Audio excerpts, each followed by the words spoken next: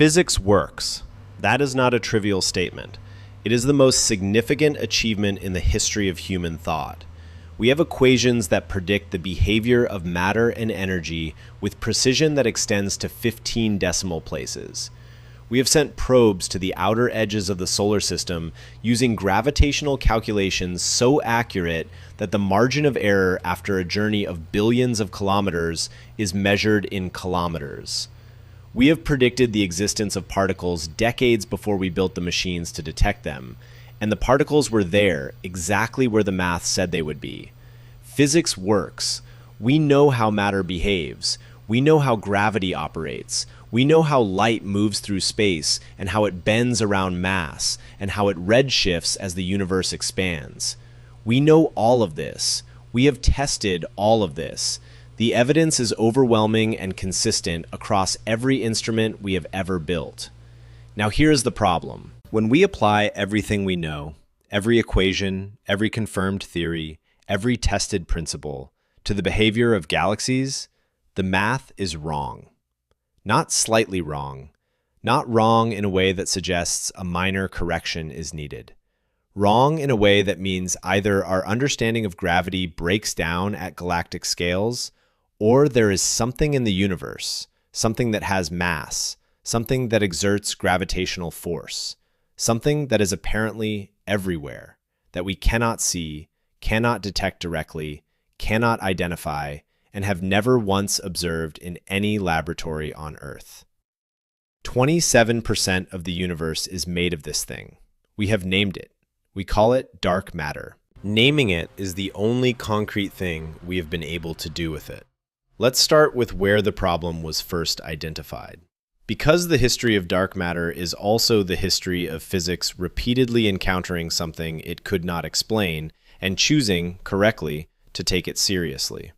In 1933, the Swiss astronomer Fritz Zwicky was studying the Coma cluster, a collection of over 1,000 galaxies held together by gravity. He measured the velocities of the galaxies within the cluster and applied the standard calculation. The total mass of the cluster, derived from its visible light output, should produce a gravitational field sufficient to explain those velocities. It did not. The galaxies were moving far too fast. Under standard gravitational calculations, a cluster with that much visible mass should not be able to hold itself together at those speeds. It should be flying apart. Zwicky calculated that the cluster needed approximately 400 times more mass than was visible to account for the observed velocities. He called this missing mass dunkle materia, dark matter. The name stuck. The explanation did not come. For 40 years, the observation sat in the literature, an anomaly, a footnote, something to be explained later. In the 1970s, Vera Rubin and Kent Ford began measuring the rotation curves of spiral galaxies, the relationship between a star's distance from the galactic center and its orbital velocity. Under standard Newtonian gravity, the prediction is straightforward. Stars near the center of a galaxy orbit faster. Stars at the edges orbit slower. The same relationship holds for planets in our solar system. Mercury moves faster than Neptune because it is closer to the Sun's gravitational center. This is not a subtle prediction. It is basic orbital mechanics, tested and confirmed in every context where we have been able to measure it. Rubin and Ford found that it was wrong, completely wrong. At galactic scales, the rotation curves were flat. Stars at the outer edges of galaxies were orbiting at nearly the same speed as stars near the center. In some cases, outer stars were moving faster than the standard model predicted they should be able to without flying off into intergalactic space entirely. The only explanation that fit the data was an invisible mass component, distributed not just within the visible galaxy, but in a vast halo extending far beyond the visible disk. Something with mass. Something with gravitational influence. Something completely invisible to every instrument designed to detect matter as we understand it. Zwicky's anomaly was not an anomaly. It was a measurement. Now let's talk about what dark matter cannot be. because ruling things out is, at this point, most of what we have been able to do. The obvious first candidate was ordinary matter we simply could not see. Dim stars, cold gas clouds, black holes, objects made of normal protons and neutrons, what physicists call baryonic matter, that were simply not producing enough light to detect. This was ruled out by the cosmic microwave background. The afterglow of the Big Bang contains, encoded in its temperature fluctuations, the exact ratio of baryonic matter to total matter in the early universe. That ratio is fixed, and it accounts for only about 5% of the total energy content of the universe. Dark matter cannot be made of protons and neutrons. It is not ordinary matter in an unlit form. It is something else entirely. The next candidate was neutrinos, particles we know exist, particles that interact almost not at all with normal matter, particles that pass through the Earth as if it were not there. Trillions of neutrinos pass through your body every second. You do not notice because they interact with ordinary matter so rarely that the probability of any individual neutrino interacting with any individual atom in your body is effectively zero. Neutrinos have mass. They are everywhere. They were a plausible candidate. They were also ruled out. The problem is that neutrinos move too fast. Dark matter needs to be relatively slow moving, what cosmologists call cold, to produce the large-scale structure of the universe we observe. Fast-moving dark matter would have smoothed out the density fluctuations that became galaxies and galaxy clusters. The universe would look different. It does not look different. Neutrinos are not the answer. The leading theoretical candidate for the past 30 years has been WIMPs, weakly interacting massive particles. Hypothetical particles with mass in the range of 10 to 1,000 times the proton mass, interacting with ordinary matter only through gravity and the weak nuclear force. WIMPs were attractive because they emerged naturally from supersymmetry, a theoretical extension of the standard model of particle physics that predicts a partner particle for every known particle. Supersymmetry was considered one of the most promising frameworks in theoretical physics. Its predictions were testable. The Large Hadron Collider tested them. It found no supersymmetric particles. None. After years of operation at energies specifically designed to produce them if they existed, the result was consistent absence. Underground detectors, tanks of liquid xenon placed deep beneath mountains to shield them from cosmic radiation, waiting for the rare collision of a dark matter particle with an ordinary atom, have found nothing. The Xenon 1T experiment, one of the most sensitive dark matter detectors ever built, completed its run in 2018 with no confirmed dark matter detections. No WIMPs at the LHC. No WIMPs in the xenon tanks. No WIMPs anywhere. The particle that was supposed to solve dark matter does not appear to exist. Or if it exists, it interacts with ordinary matter even more weakly than WIMPs were predicted to, making it even harder to detect than the already nearly undetectable candidate we spent 30 years looking for. Here is what we are left with. We know dark matter exists because we can measure its gravitational effects, the rotation curves of thousands of galaxies, the behavior of galaxy clusters, the large-scale structure of the universe, the way light bends around regions of space that appear empty, a phenomenon called gravitational lensing, where dark matter halos bend the path of light from distant objects in exactly the way the equations predict a massive, invisible structure would.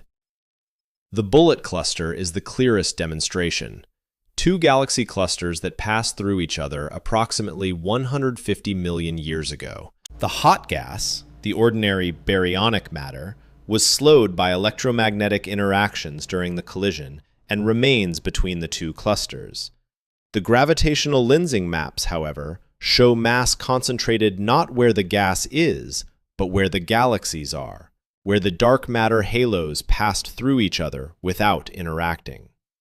Dark matter passed through dark matter. The two halos of invisible mass moved through each other as if the other were not there.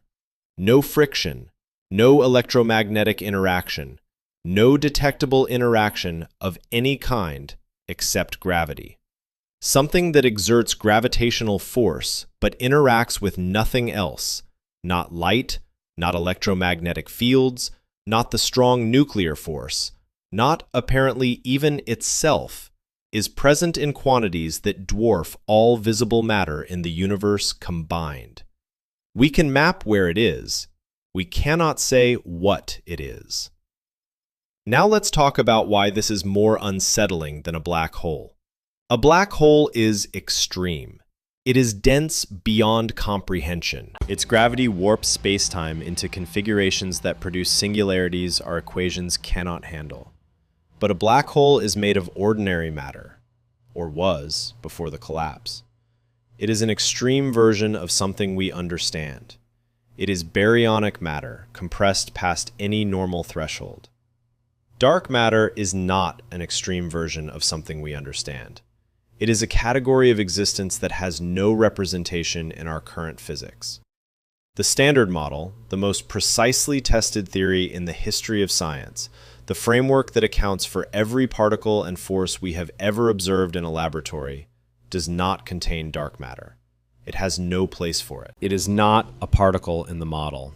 It is not a field. It is not a force carrier. The Standard Model describes 5% of the universe. The remaining 95%, 27% dark matter, 68% dark energy, exists entirely outside the framework of our best physics. We are not missing details, we are missing the majority. A 2019 review in Annual Review of Astronomy and Astrophysics cataloged the current state of dark matter candidates following the null results at the LHC and in direct detection experiments.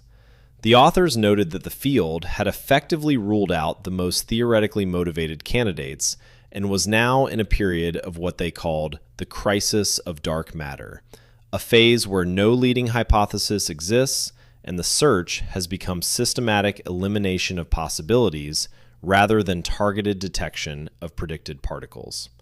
The crisis of dark matter. That phrase from a peer-reviewed paper in one of the most respected journals in astrophysics, not a metaphor. A technical assessment of where the field stands. Here is the part that stays with you. Right now, as you read this, dark matter is passing through you, not around you, through you. The dark matter halo of the Milky Way extends throughout the galaxy and beyond. Earth moves through it. You move through it. Every atom in your body is continuously intersected by dark matter particles, if particles is even the right word, moving at hundreds of kilometers per second relative to you. You cannot feel it. No instrument you have ever used has detected it directly. It passes through the Earth as if the Earth were not there. It passed through your chair, through the floor beneath it, through the bedrock and the mantle and the core, and it is now somewhere above you, still moving, still carrying mass, still exerting the gravitational influence that holds the galaxy together. It is in the room with you right now. It has always been in the room with you. It will be in every room you ever enter for the rest of your life. And we do not know what it is. Physics works. That is still true. The equations are still precise. The predictions are still confirmed to 15 decimal places in every context where we can test them. But the equations describe 5% of what exists.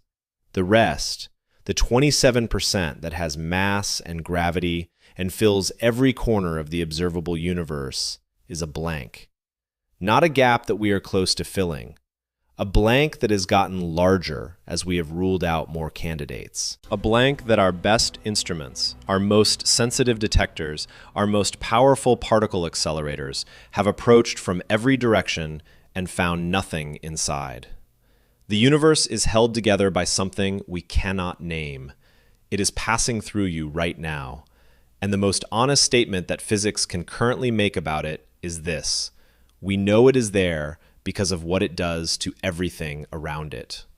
What it actually is remains, after 90 years of looking, completely unknown.